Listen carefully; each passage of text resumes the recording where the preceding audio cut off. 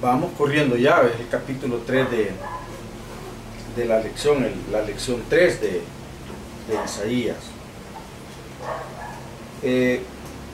Vamos al capítulo 6, llegamos hasta el capítulo 5, la lección anterior. Hoy vamos al capítulo 6. Y cuando comienza el capítulo 6, en el año que murió el rey Usías, vi yo al Señor sentado sobre un trono alto y sublime, y sus faldas llenaban el templo. La visión de Isaías y el llamamiento de Isaías. El llamamiento de Isaías. Algunos dicen de que este debería de haber sido el primer capítulo del libro, porque aquí está el llamamiento de Isaías. Sin embargo, sabemos que la Biblia no está escrita en un orden cronológico estricto, de que el primer capítulo es lo que aconteció primero y el siguiente libro es lo que siguió después, sino que está escrito de manera que nosotros lo podamos disfrutar, lo podamos entender, podamos comprender el mensaje que ellos dan. Así que hay una discusión entre todos los eruditos que estudian la Biblia, que este capítulo debería haber sido el primero del libro de Isaías. Ahora, Dios concede a Isaías una visión maravillosa, quizás que muchos no hemos tenido. Solo me recuerda la visión de Juan, ¿verdad? Quizás un poco parecida a esta, ¿verdad? A la visión de Juan, a las visiones que tuvo Daniel también, algunas visiones que tuvo Daniel, donde describe algo así parecido a esto. Dios le concede a Isaías la majestuosa visión de sí mismo. Él puede verse ahí contrastado con la santidad de Dios para demostrarle su incapacidad y su dependencia de Dios. También para estimularle, para que él pudiera manifestar la majestad y el poder de Dios, que en este momento le estaba llamando y le estaba ungiendo como profeta de su nombre. Aquí prácticamente estamos leyendo del llamado, dice en el versículo 8, ¿a quién enviaré y quién irá por nosotros? Entonces Isaías responde, yo, heme aquí, envíame a mí. Pero antes de esto, él está reconociendo su pecado, su condición pecaminosa. Se dice que Isaías incluso pudo haber sido de un origen aristocrático, ¿verdad? Isaías no era un hombre, no era como aquel profeta que fue extraído del campo, que no tenía mucha cultura, pero hablaba en el nombre de Dios. Este profeta, sí, incluso dijimos que posiblemente que él había tenido alguien que escribiera todas las cosas que él profetizaba.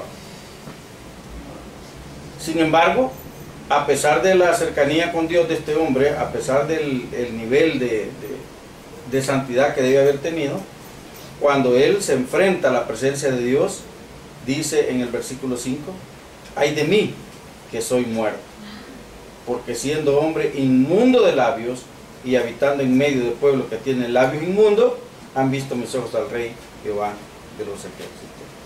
¿Alguna vez hemos dicho cosas incorrectas? ¿Habrá dicho alguna vez algo que no debió decir y lo dijo? Usar palabras que no debemos usar y las usamos. Eso nos convierte en personas de labios, como dice aquí, inmundos. O sea, bocas que en un ratito alaban al Señor y al ratito están hablando palabras o expresando frases que no glorifican a Dios. Pero Isaías se sentía así. Y sin embargo Dios le dice, no hay problema contigo, yo te voy a limpiar. ¿Y cómo lo limpia? Tocando su lengua con un carbón encendido. ¿Cómo será que le toquen la lengua a uno con un carbón encendido? ¿Se apagará el carbón? Se apagará, ¿verdad? En la antigüedad yo supe de algunos padres que castigaban a sus hijos con tizones, los quemaban. Eso es una quemada dolorosa. Sin embargo, este es un ambiente espiritual que está viviendo, está teniendo una visión, está, dicen algunos, en un éxtasis, en una visión, en otra dimensión, Isaías, y Dios lo limpia a través de fuego, dice, toca tus labios y es quitada tu culpa y limpio tu pecado, Se dice que el ministerio de Isaías fue muy difícil Fue muy difícil porque tenía que actuar en medio de un pueblo completamente irresponsable y duro de corazón. Acaba de recibir un llamado, según nos narra en el capítulo 6, dijimos que esto, algunos dicen que debió ser el primer capítulo. Sin embargo, aquí está él describiendo cómo lo llama Dios, cómo lo llamó, cómo él aceptó el llamado. Y le dice Dios, anda, cuando él acepta la comisión y dice, heme aquí, envíame a mí, dice el Señor, anda y di a este pueblo. Fíjese qué extraño el mensaje. Oíd bien y no entendáis. Ved por cierto, mas no comprendáis. Engruesa el corazón de este pueblo y agrava sus oídos y ciega sus ojos, para que no vean con sus ojos, ni oigan con sus oídos, ni su corazón entienda, ni se convierta y haya para él sangre. Está prácticamente Dios replicando lo que pasó con Faraón, recuerda, lo que pasó con el Faraón de Egipto. Dios le habló con palabras sencillas, le habló con pruebas de su poder, tuvo demasiados problemas, sin embargo el corazón de Faraón siempre estaba endurecido. No quería, y Dios no hizo nada por ablandarlo. ¿Pero por qué? ¿Y que acaso Dios no tuvo poder para ablandar el corazón del hombre? Sí, pero Egipto tenía que aprender realmente quién era Dios y el poder que tenía el Dios de los hebreos. Entonces Dios dejó que pasara todas estas 10 plagas para que decidiera el Faraón dejar ir. El pueblo de Israel estaba en una actitud similar. El pueblo de Israel, dijimos, se había apartado de Dios, se había alejado de Dios. Y lo leemos en muchos libros de la Biblia, en casi todos los libros de los profetas, leemos que Israel se había apartado de Dios, que Judá se había apartado de Dios. En el caso de Judá se había alejado de Dios y Dios lo está mandando a darle un mensaje, aunque Dios sabía que el pueblo iba a ser rebelde y no iba a escuchar el mensaje. Dios conoce la respuesta mía cuando Él manda a un mensajero a decirme algo. Él sabe la respuesta que yo voy a dar cuando leo un capítulo de la Biblia, si va a impactar mi corazón o no va a impactar mi corazón, porque no depende de Dios, depende de mí. Cuán dispuesto estoy yo a escuchar la voz de Dios. Cuán dispuesto estaba el pueblo de Judá a escuchar la voz de Dios. De seguro que nada. Y por eso Dios le dice, ve y dile a este pueblo, oigan, pero yo sé que no van a entender. Vean, pero yo sé que no van a ver. En su corazón va a estar tan grueso, tan cubierto, vamos a decir, que no van a oír, ni van a ver, ni van a tener ningún pensamiento que penetre a su corazón que les permitan convertirse, o sea, cambiar de actitud. Convertirse aquí es cambiar de actitud, y era la única forma como Judá tenía la posibilidad de cambiar su situación que estaban viviendo, si ellos cambiaban de actitud. Pero dice Dios, ven, háblales a ellos, yo te mando a hablarle a ese pueblo y yo sé que no van a entender, yo sé que no van a oír, yo sé que no van a hacer caso, que no se van a convertir, pero háblales, tú háblales, y ellos van a seguir viviendo su misma situación y posiblemente empeorándola cada vez. Y ahí es donde el profeta, cuando oye esto y entiende lo que Dios está diciendo, le pregunta, ¿y hasta cuándo, Señor? ¿Cuánto tiempo esta gente va a permanecer así? En el capítulo 6 comienza la gloria de Dios que se le muestra ahí a él. Luego, el efecto de lo que Isaías ve, lo que pasa en Isaías, fíjese, vamos a comparar lo que pasa en Isaías. Lo que pasa en Isaías es que él reconoce su pecado, reconoce su condición pecaminosa, reconoce que es indigno estar delante de la presencia de Dios. Ay, ya me morí porque estoy delante de la presencia del santo y yo no soy nada de santo. Mi lengua es sucia, es pecaminosa. Reconoce su pecado. ¿Qué es lo que sucede cuando él reconoce su pecado? Dios lo limpia. Dios lo limpia, le quita la culpa. Y después de quitar la culpa, lo comisiona, le da algo que hacer. Nunca es al revés. Dios primero da la palabra, tengo que responder yo, reconocer mi culpa, para que Él me pueda quitar la culpa, y después de quitar mi culpa, yo pues estoy listo para hacer la voluntad de Dios, para poder hacer la voluntad de Dios. Pero eso implica convertimiento, implica que yo haya entendido el mensaje que Dios me está dando y el llamado que Dios me está haciendo. Ahora veamos más adelante qué es lo que sucede con el pueblo de Israel. El pueblo de Israel, Dios le manda un mensaje a través del profeta. Le está mandando un mensaje. Le ha hablado a Judá desde hace mucho tiempo, de muchas maneras. Sin embargo, hoy lo va a hacer a través del profeta. Pero la misma escritura describe que el pueblo va a ser ciego, va a ser sordo y va a ser una gente sin entendimiento. Va a ser una gente sin recendimiento. Ahora, el endurecimiento y el enceguecimiento que el pueblo tiene es debido al rechazo de la luz. ¿Hasta cuándo, Señor? Dice él aquí. Hasta que las ciudades estén asoladas y sin moradores y no haya hombre en las casas y la tierra esté hecha desierto. Ahora imagínense qué cosa más terrible tener que pasar estas situaciones porque no hay. ¿Hasta cuándo? Hasta que la gente se convierta prácticamente y pueda sanar su corazón. De lo contrario, ellos van a estar con ciudades asoladas, con ciudades siendo invadidas, gente muriendo, gente enfermándose, van a quedar destruidas. Entonces quizás la gente entienda. Y ese es el fenómeno normal en los tiempos. Las personas oyen hablar de Dios y se burlan de los que hablan de Dios.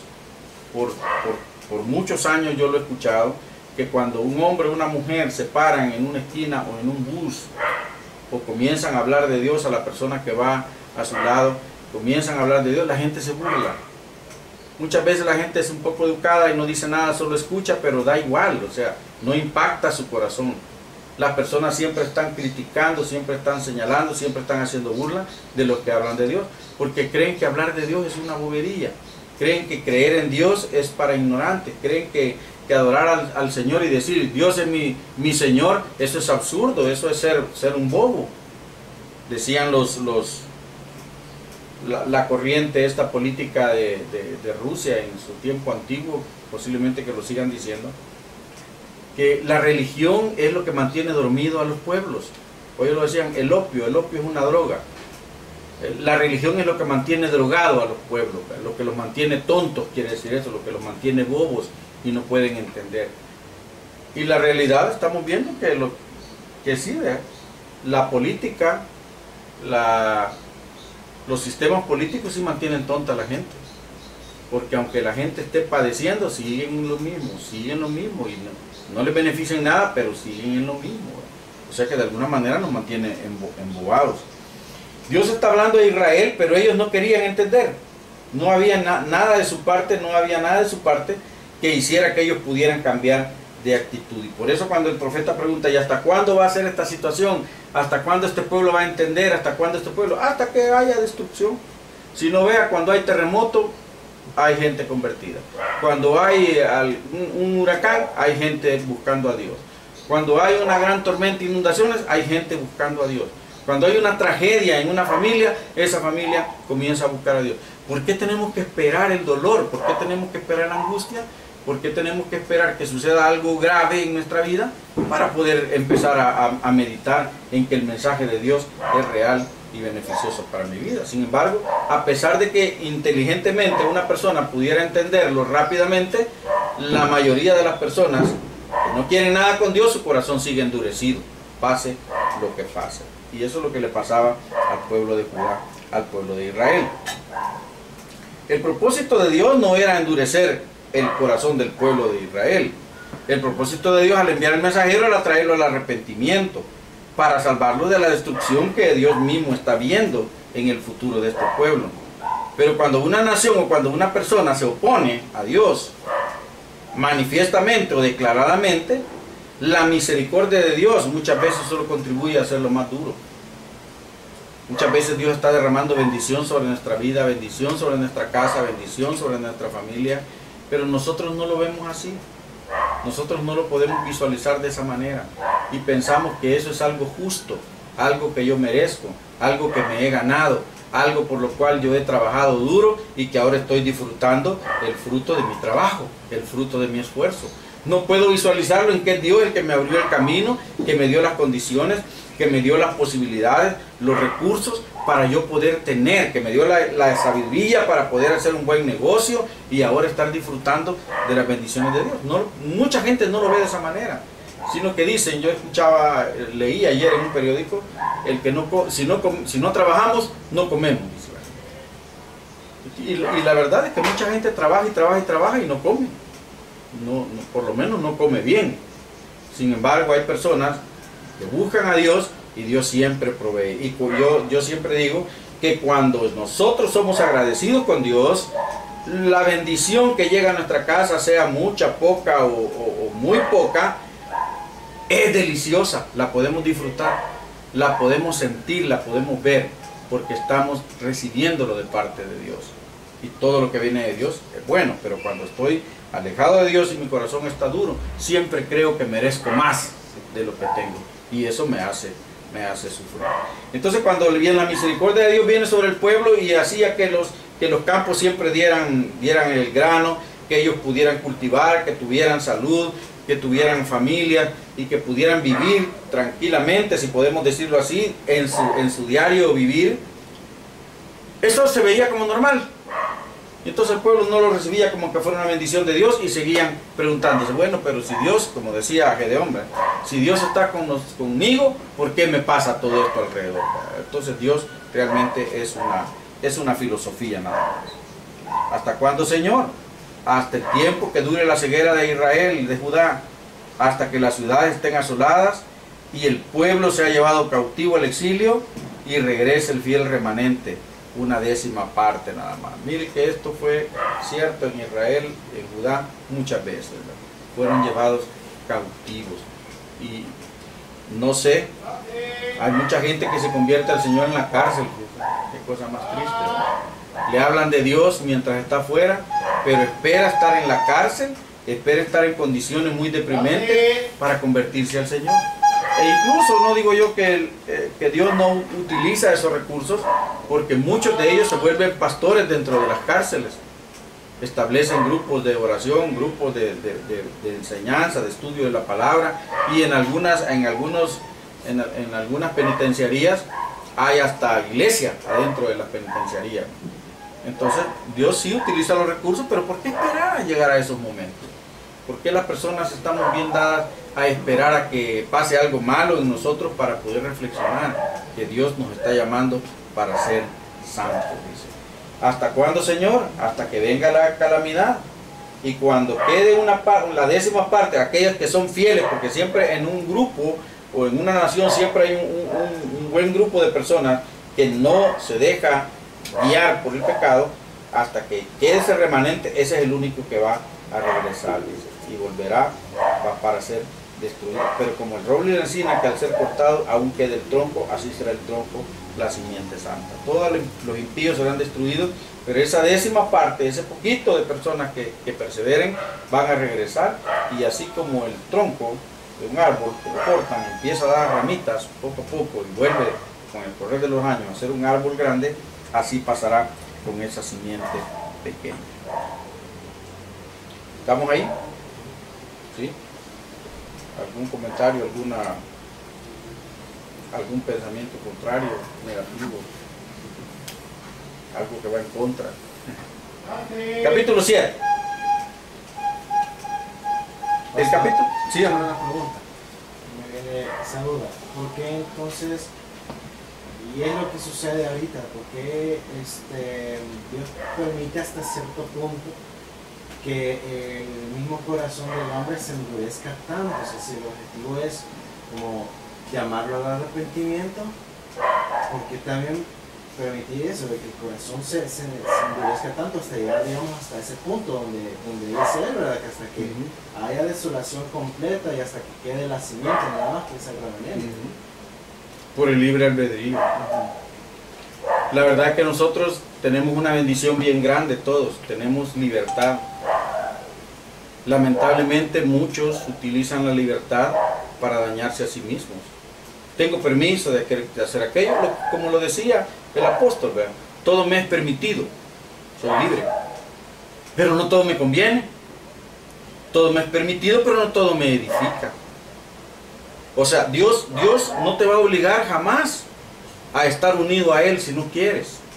Pudiera hacerlo, pero entonces te quita la libertad. Te quita aquella promesa que te hizo libre, que ibas a poder escoger lo que tú quisieras, porque el hombre fue creado libre.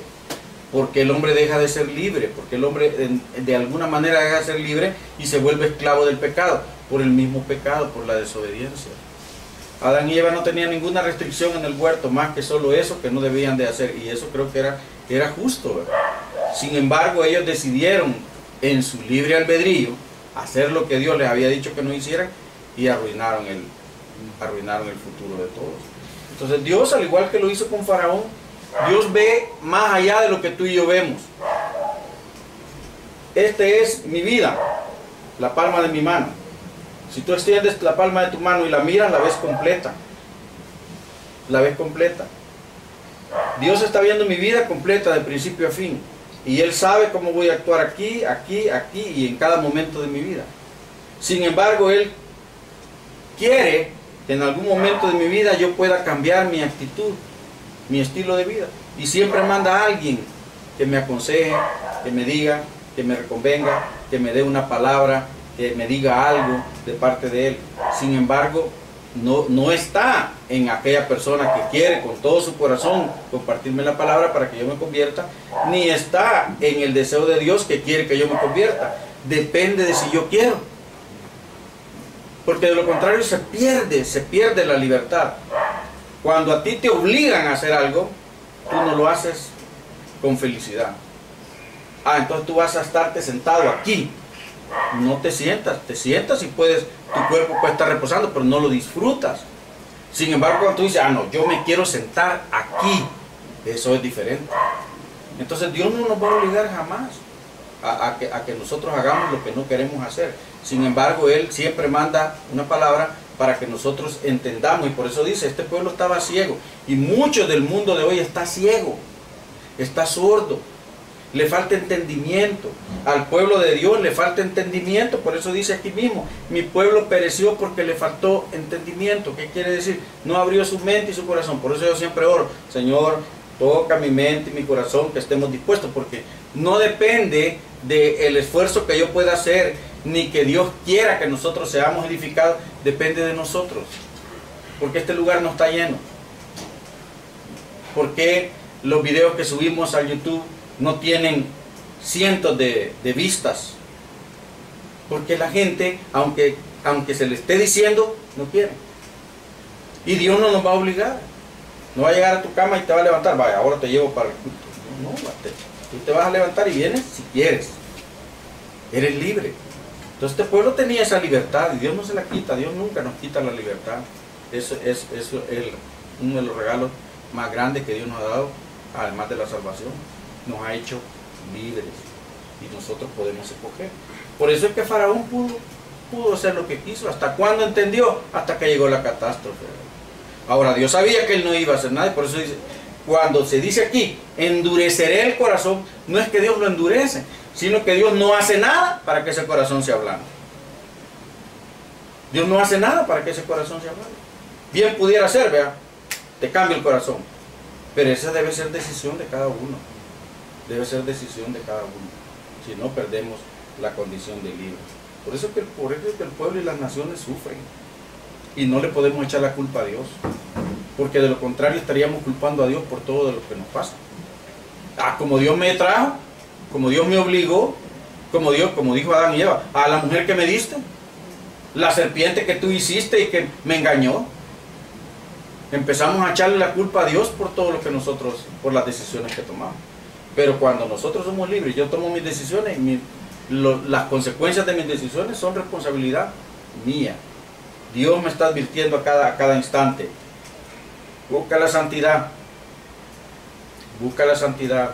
Antes de hacer algo, pregúntame a mí si estoy dispuesto a que lo haga, si es conveniente que lo haga. Y muchas veces tomamos decisiones alocadas.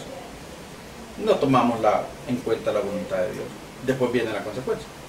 Y no puedo culpar a Dios, porque Dios me está hablando constantemente que yo tengo que buscar su consejo y no lo hago. Por eso es que parece como que Dios no quiere hacer nada, ¿verdad? Pero sencillamente sí, Dios no hace nada por la condición de libre que tenemos nosotros, por la condición de libertad. A este pueblo era su pueblo, eran sus hijos, sus hijos, vamos a decir.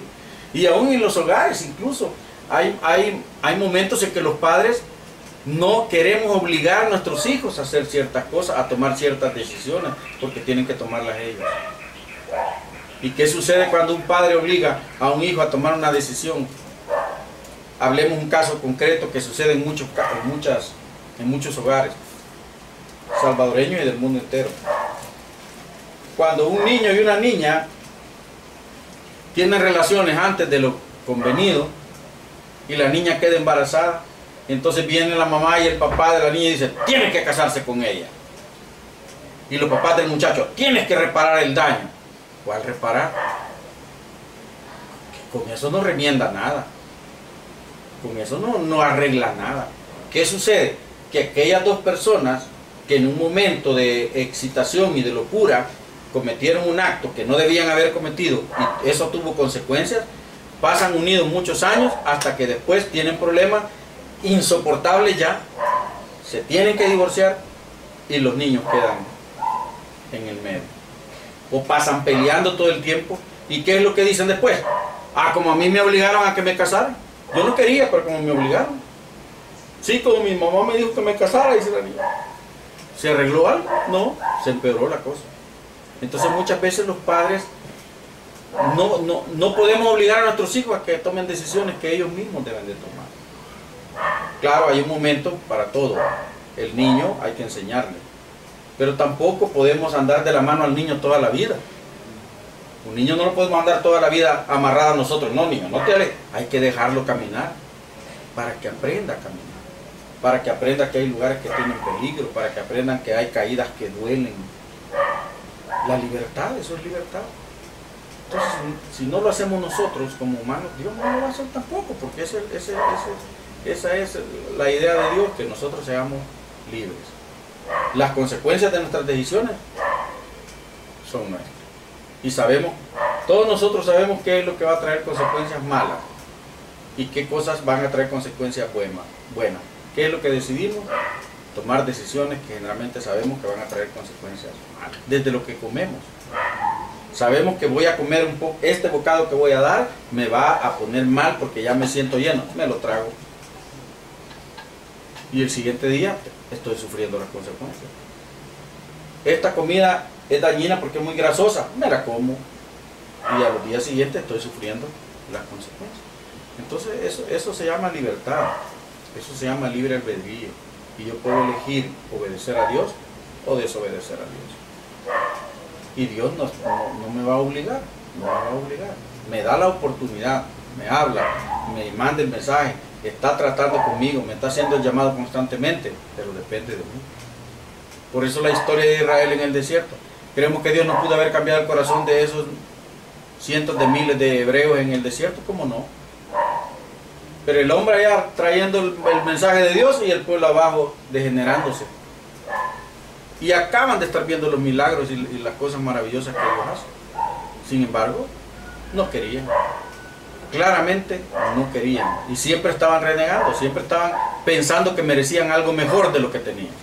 Y que mejor habían estado siendo esclavos que libres.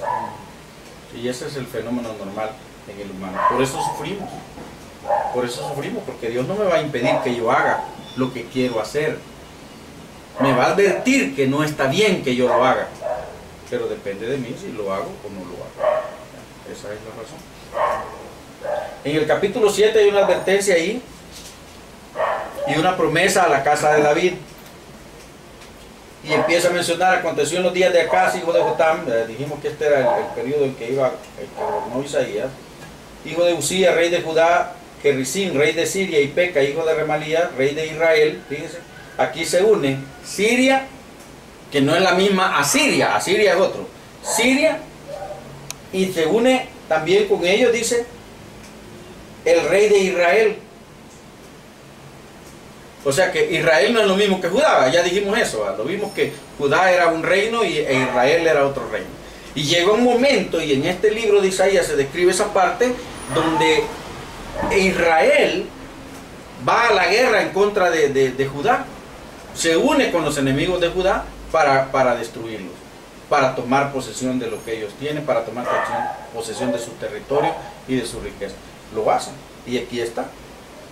la circunstancia de la profecía esta, que está del 1 al 9, dice, y vino la nueva a la casa de David diciendo, Siria se ha confederado con Efraín. Efraín es una de las tribus de Judá, de Israel. Y se le estremeció el corazón y el corazón de su pueblo como se estremecen los árboles del monte a causa del viento. Entonces dijo Jehová a Isaías, sal ahora al encuentro de Acaz, el rey de Judá, tú y Searjasú, tu hijo, al extremo del acueducto del estanque de arriba, en el camino de la heredad del lavador, ¿verdad? El hijo de Isaías. Y dile, guarda y repósate, no temas ni se turbe tu corazón a causa de estos dos cabos de tizón que humean, por el ardor de la ira de Resín y de Siria y del hijo de Remalías. Ha acordado maligno consejo contra ti el sirio con Efraín y con el hijo de Remalías, diciendo, vamos contra Judá y aterroricémosla, y repartámosla entre nosotros y pongamos en medio de ella por rey al hijo de Tabeel.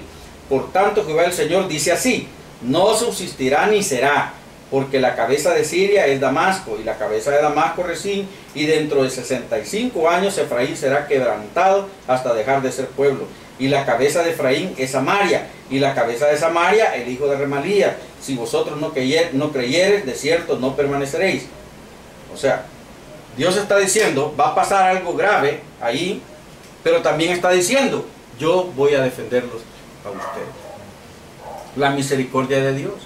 Está advirtiendo sobre una invasión que van a tener ahí de los pueblos estos, pero también está diciendo al mismo tiempo, no teman, porque eso no será así si ustedes creen. El gran problema es que mucha gente no cree.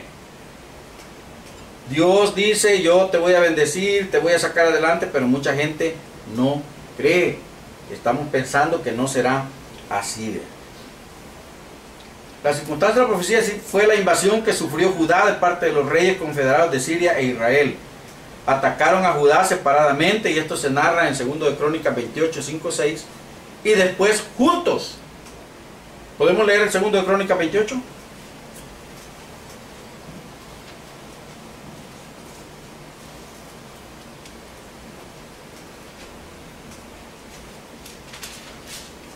...28, 5 y 6... dice, por lo cual Jehová su Dios lo entregó en manos del rey de los sirios, los cuales lo derrotaron y le tomaron gran número de prisioneros que llevaron a Damasco. Fue también entregado en manos del rey de Israel, el cual lo batió con gran mortandad. Con gran mortandad. Ahí estaban. Primero los abatió uno, después los abatió otro. Y en el capítulo 16 del segundo libro de Reyes,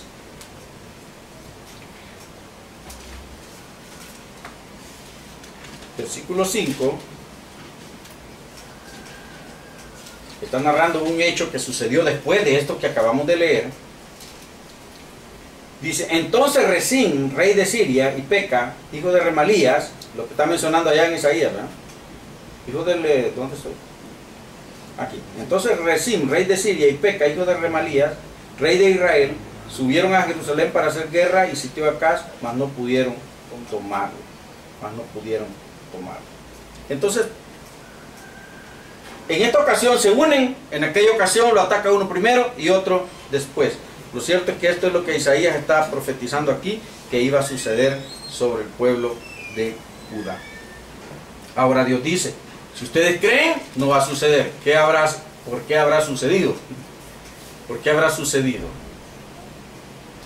No creyeron. Porque no creyeron. Tomaron la decisión de... Porque no cambiaron.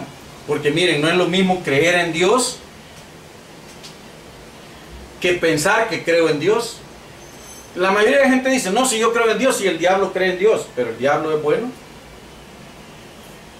¿Qué creen ustedes? Pero el diablo cree en Dios. Cree en Dios. Cree en el poder de Dios. Conoce el poder de Dios. Teme a Dios. Respeta a Dios. No es cierto que ella le dice, pero dame permiso, entonces no puede hacer algo por sí mismo si Dios no lo deja. Él lo sabe. Pero no es bueno. Entonces no es porque yo diga, yo creo en Dios, que me hace agradable a los ojos de Dios, o por creer que Dios es poderoso y que Dios es bueno. El creer en Dios implica cambiar, convertirme. Eso es lo que le faltaba a Judá. Judá por supuesto creía que Jehová era Dios, pero también creía que Amón era Dios y que Astarot era Dios y otro montón de dioses que tenían ellos, también los había adoptado como dioses.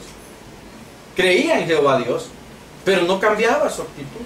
Entonces de nada me sirve a mí ser creyente evangélico toda mi vida si no cambio, si mi vida no es transformada, si mis pensamientos no son cambiados, si yo toda la vida voy a estar renegando de Dios, de las condiciones que tengo, de las cosas que Dios me da y comparándome con otros para ver si otros están mejor que yo y sentirme mal. Eso es lo que sucede en este tiempo. Yo creo en Dios, pero no estoy a gusto como Dios me tiene. Entonces no creo en Dios, porque si yo creo en Dios estoy feliz. Porque puedo reconocer que la grandeza de Dios es lo que me hace a mí grande y lo que me hace feliz. Este pueblo no creyó y las invasiones llegaron. El objetivo que tenían esto era destronar a Acaz y comenzar una nueva dinastía, según dice Iba. Pongamos al rey, pongamos al nuevo rey, dicen ellos, ¿verdad? En el versículo 6. Vamos y pongamos por rey al hijo de Tabeel. Y entonces así vamos a hacer una nueva dinastía de reyes sobre Judá. Pongamos. Ya no vamos a tener que estar dependiendo de esta dinastía que todavía tiene el rey Acaz. Ahora, ¿qué hace Acaz? Él recurre a Siria, que no es Siria. Asiria tiene una A antes, entonces eso lo hace diferente. Entonces recurre al rey de Asiria para que le ayude, y eso está en el segundo libro de Reyes 16:7. Y el rey Tiglat-Pileser llega, invade Siria, invade el norte de Israel, lleva mucha gente cautiva, y fue la cautividad de la tierra de Neftalí, que se habla. Neftalí es otra tribu de Israel, otra de las tribus de Israel, en el año 734 a.C., históricamente hablando. Recuerde que la Biblia es historia. La Biblia no es un libro que salió del pensamiento emocionado de alguien, es historia, está documentado. Entonces, en el año 734 a.C., hubo una cautividad sobre la tierra de Neftalí, que era una de las tribus de Israel, y se establecieron muchos extranjeros en la tierra de Israel allá por el año 670 a.C. Está en el segundo libro de Reyes 17:24. Entonces, historia. Entonces Isaías dijo: oíd ahora, casa de David, os es poco el ser molesto a los hombres, sino que también lo serás a mi Dios. Dios le dice a Israel: pídeme señal, pídeme señal. ¿Por qué? Porque nosotros los humanos siempre queremos prueba. Demuéstrame que tú eres Dios, dijo Gedeón, demuéstrame que tú me llamas, te voy a poner la prueba. Y aquí le dice Dios a ellos: pídame señal. Si ustedes dudan, pídanme una señal. Pero el pueblo dijeron: no pediremos señal, dice el rey, yo no voy a tentar a Dios. Como quien dice: no, ¿para qué voy a preguntar esto? Una santidad bien hipócrita.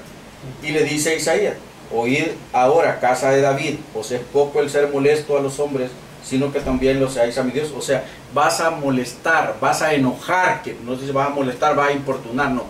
Vas a enojar a Dios con esa actitud, pero aunque tú no lo pidas, dice el versículo 14, por tanto el Señor mismo dará señal. La Virgen concebirá y dará a luz un hijo y llamará su nombre Emmanuel. Comerá mantequilla y miel hasta que sepa desechar lo malo y escoger lo bueno. Porque antes que el niño sepa desechar lo malo y escoger lo bueno, la tierra de los dos reyes que tú temes será abandonada. Será abandonada. Dios está aquí prometiendo la perpetuación de la casa de David. Ahora, esto debería de haber sido más valioso para Acaz. Y esto está en cumplimiento con el pacto que Dios hizo con David, donde su reino sería perpetuo. En 2 de Samuel 7, del 12 al 16. La señal del hijo de la Virgen, Emmanuel, es dada no tanta para Acaz como a los hombres piadosos de la nación, que eran los que iban a creer. Acaz dijo: ¿para qué le voy a pedir señal a Dios? Pero siempre en el pueblo de Judá había un remanente de personas que sí creían y estaban esperando las señales de Dios. Esa historia tan arreglada, tan adornada de los magos, ellos estaban esperando una señal para el nacimiento del Mesías. ¿Y cuál fue la señal para ellos? La estrella. Esa fue la señal de que el Mesías había nacido. ¿Cuál fue la señal para los pastores sencillos que estaban en el campo? Unos ángeles que cantaron y que le dieron un mensaje. Fue la señal de que el Mesías había nacido. A Acaz no le interesaban las señales, pero al pueblo Dios sí le estaba dando las señales. Dios no iba a dejar de cumplir su pacto, y a pesar de que ellos estaban sintiendo que los enemigos venían para destruirlos, Dios dijo: el reino de ustedes será perpetuo, va a venir todo, va a nacer el niño, esa será una señal, y antes de que este niño sea adulto, quiere decir eso, pueda tomar decisiones por sí mismo, esos reinos que ustedes temen ahora quedarán destruidos. No se acontecerá lo que estos reinos quieren hacer. Lo que yo les quería decir, en el capítulo 8, versículo del 1 al 4, divide en dos partes un pasaje que se refiere claramente a los asirios y las alianzas en la tierra de Judá. Me dijo Jehová: toma una tabla grande y escribe en ella con caracteres legibles, tocante a Maher Salal Hasbaz, que era el otro hijo de Isaías. Y junté conmigo por testigos fieles al sacerdote Urías y a Zacarías, hijo de Jeberequías, y me llegué a la profetisa. Fíjese, ¿quién era la profetisa? ¿Qué significa me llegué a la profetisa? ¿Qué significa esto? ¿Qué significa me llegué a la profetisa? Tuvo relaciones con su Tuvo esposa. relaciones con la profetisa, que era su esposa. Era su esposa, la cual concibió y dio a luz un hijo.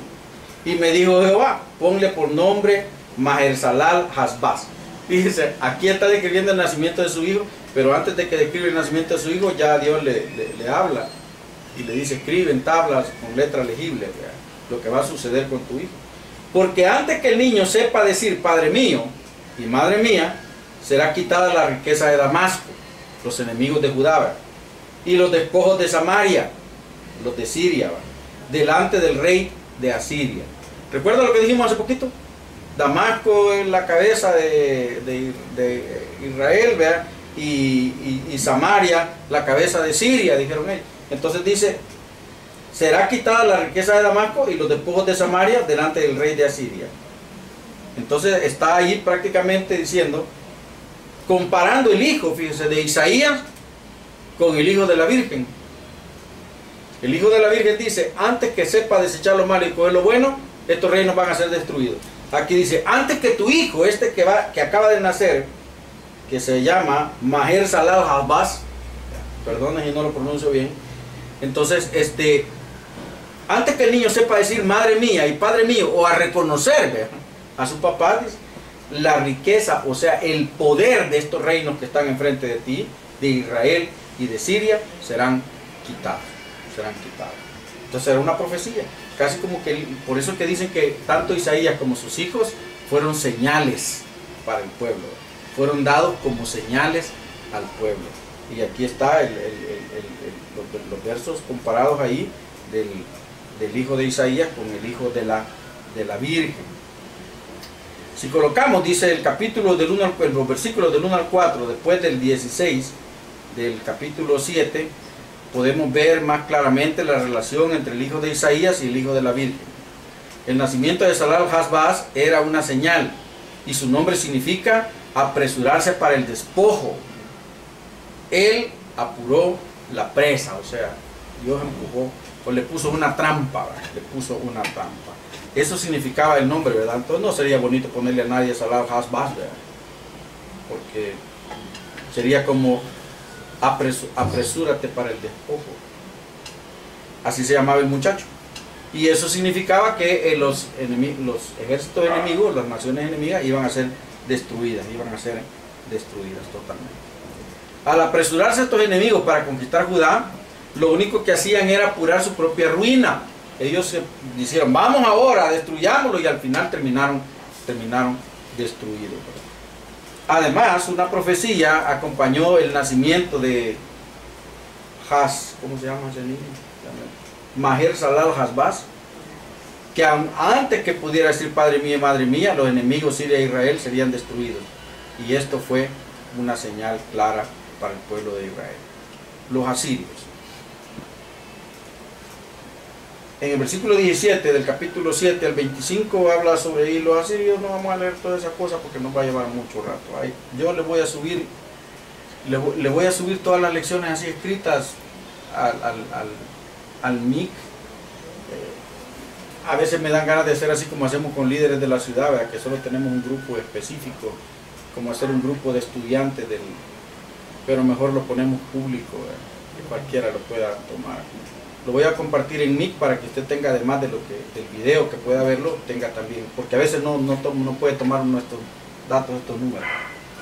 No debemos olvidar de que el hecho de que durante los días de Isaías el imperio asirio había llegado a ser el más poderoso y amenazaba toda la región y casi tiene el total dominio de las regiones vecinas. Isaías le profetiza a Acaz como representante de la casa de David, diciéndole que los mismos asirios a quienes recurre él, a quienes él recurrió, dijimos, como ayuda para enfrentar esta pelea, los mismos asirios serían los que destruirían a Judá más adelante, que llevarían hambre y desolación. Ahí están en los versículos 17 al 25.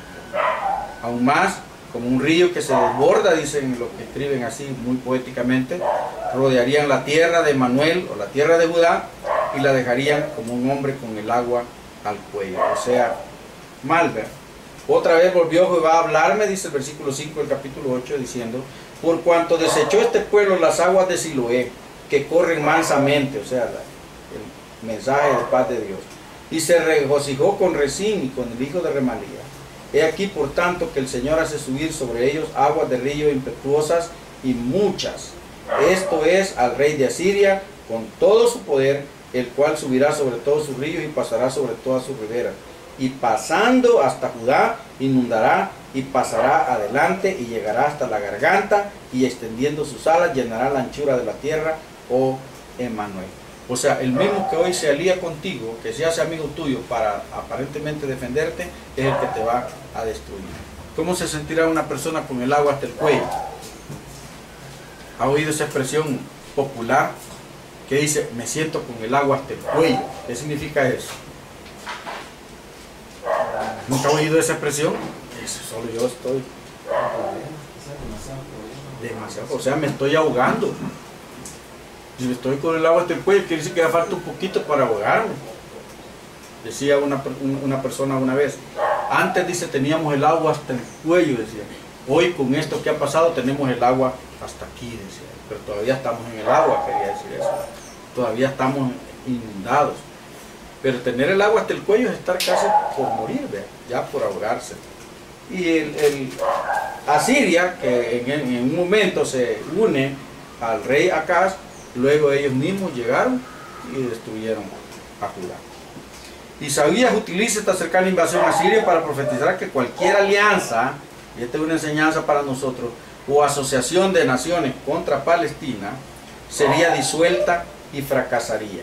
Reunidos pueblos y seréis, dice el versículo 9, quebrantados, los pueblos vecinos. Oíd todos los que sois de lejanas tierras, ceñidos y seréis quebrantados. O sea, prepárate para la guerra y vas a ser destruido. Disponeos y seréis quebrantados. Atrévete a ir contra mi pueblo y serás destruido. Tomad consejo, o sea, haz planes y serán anulados. Proferid palabra y esa palabra no se cumplirá, porque Dios está con nosotros. O sea, esa es una promesa que a mí me gusta mucho. Porque dice: no importa si el enemigo se une contra mí, si son muchos, si hacen planes muy sofisticados, si hacen muy buenos planes, no importa, Dios está conmigo y Él me va a defender, me va a preservar. Fracasaría. En los posteriores tiempos, cuando las naciones de la tierra pretendan poseer Palestina y someter a los judíos, van a ser destruidos. Y esto lo vimos también cuando estudiamos Zacarías 14, del 1 al 4. En el pasaje del capítulo 8, del 11 al 18, Isaías revela las instrucciones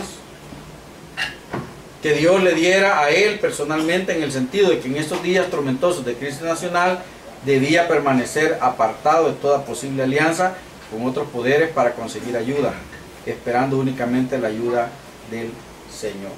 Dice, porque Jehová me dijo de esta manera con mano fuerte y me enseñó que no caminase por el camino de este pueblo diciendo, no llaméis conspiración a todas las cosas que este pueblo llama conspiración, ni temáis lo que ellos temen, ni tengáis miedo.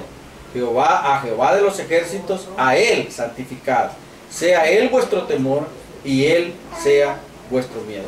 Mire qué consejo más bueno.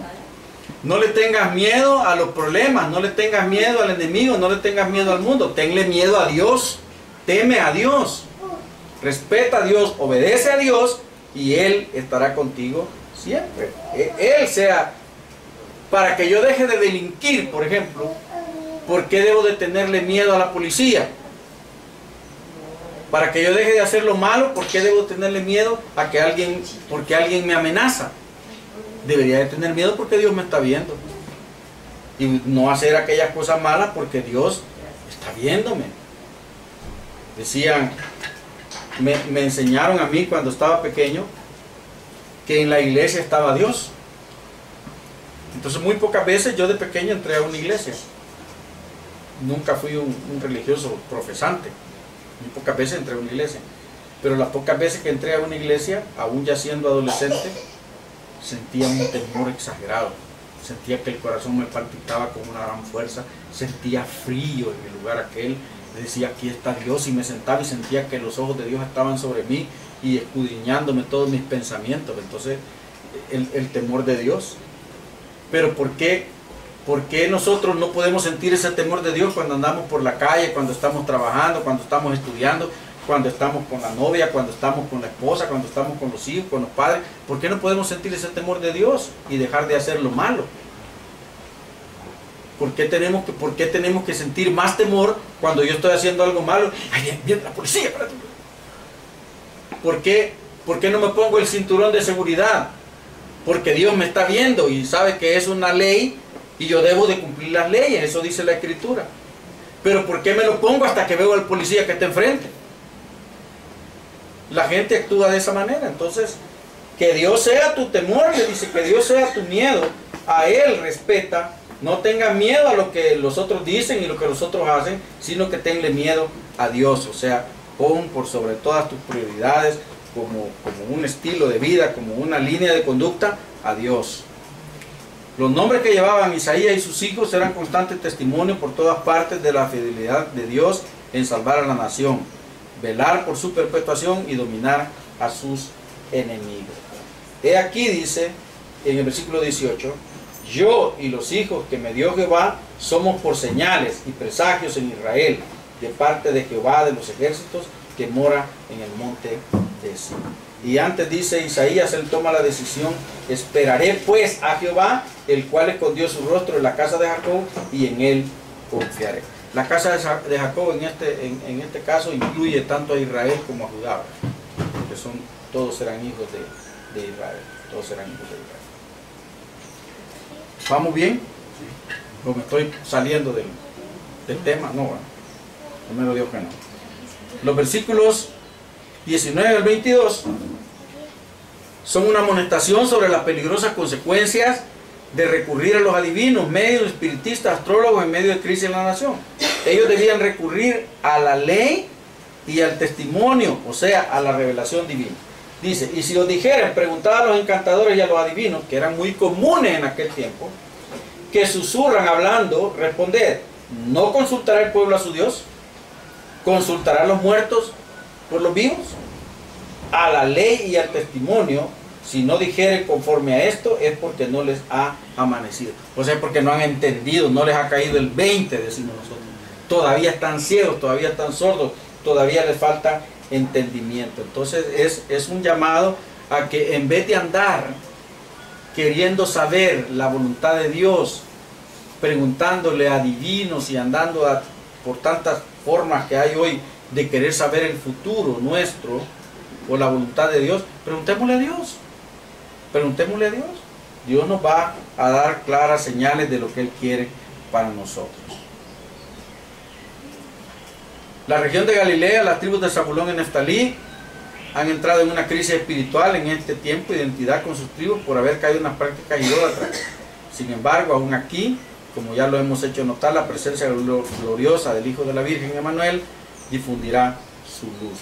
Difundirá su luz. En el capítulo 9. Mas no habrá siempre oscuridad para la que está ahora en angustia, tal como la aflicción que le vino en el tiempo que livianamente tocaron la primera vez la tierra de Zabulón y a la tierra de Neftalí, pues al fin llenará de gloria el camino del mar de aquel lado de Jordán, en Galilea de los gentiles. Al pueblo que andaba en tinieblas vio gran luz. Los que moraban en tierra de sombra de muerte, luz resplandeció sobre ellos. O sea, Dios siempre hace resplandecer su luz sobre los pueblos, aunque los pueblos sean rebeldes. ¿Estamos ahí? Yo creo que vamos a parar aquí para no correr con el resto del capítulo 9, porque está bien interesante. Tenía planificado hasta el capítulo 10, pero veo que no me alcanzó. Vamos a dejar aquí, voy a marcar para no equivocarme.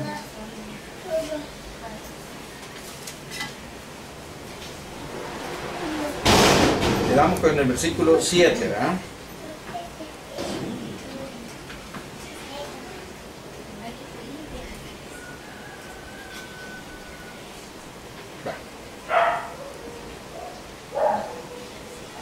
Ahí queda. Bien. Vamos a continuar el próximo domingo. Vamos a terminar el capítulo 9 y el capítulo 10. No ir a la carrera. Padre, gracias te damos, Jesús, por esta mañana. Estamos, Señor Jesús, descubriendo muchos mensajes de tu palabra para nosotros en el libro de Isaías. Gracias porque podemos comparar aquel tiempo con el nuestro y son muy similares, Señor. Gracias porque tu Espíritu Santo estaba hablando, Señor, a aquel pueblo como nos habla a nosotros y nos recomienda, Señor, que hagamos las cosas que hacemos porque tus ojos están sobre nosotros y ese debe ser el principal temor, Señor, en nuestra vida. El enemigo no podrá vencernos, no podrá destruirnos porque tú estás con nosotros, esa es tu promesa. Pero, Señor Jesús, ayúdanos a ser fieles a ti, a perseverar en tu palabra y a hacer tu palabra, no solo a conocer tu palabra y aprender tu palabra, a hacer tu palabra, a vivir tu palabra. Que podamos, Señor, ser fieles representantes de lo que tú eres. En el nombre glorioso de Jesús te bendecimos. Amén.